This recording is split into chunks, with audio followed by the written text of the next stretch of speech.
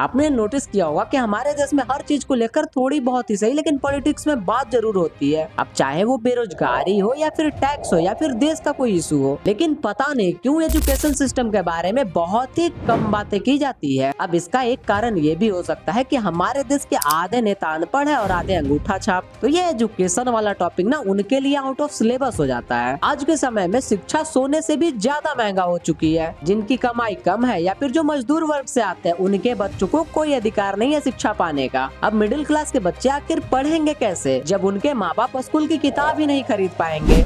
आज मैं 5th class के बच्चे की बुक लेकर के आया हूं, देखिएगा। और इन बुक्स की जो खास विशेषता है वो आपको दिखाता हूं। इन बुक्स का कवर पेज जो है वो चांदी का है। देखिए, मैं आपको अभी दिखा देता हूं। ये देखो, अरे ये तो नहीं है, तो अगर नहीं है तो कोई बात नहीं। इसके जो पिक्चर्स है, फोटो जो लगी है, उस पे चांदी का अर्क जरूर है।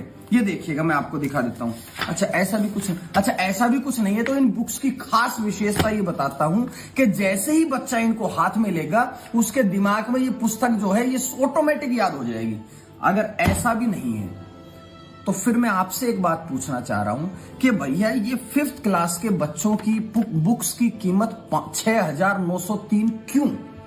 जबकि देश में नई शिक्षा नीति के तहत एक देश, एक कक्षा, एक पाठ्यक्रम और एक पब्लिकेशन की बात हुई थी। तो भाई, ये बुक्स इतनी महंगी बेच करके प्राइवेट स्कूल वाले पहली बात तो बच्चों पर बस्ते का बोझ बढ़ा रहे हैं, दूसरा अभिभावकों की जेब में बोझ बढ़ा रहे हैं। ऐसा क्यों कर रहे हैं?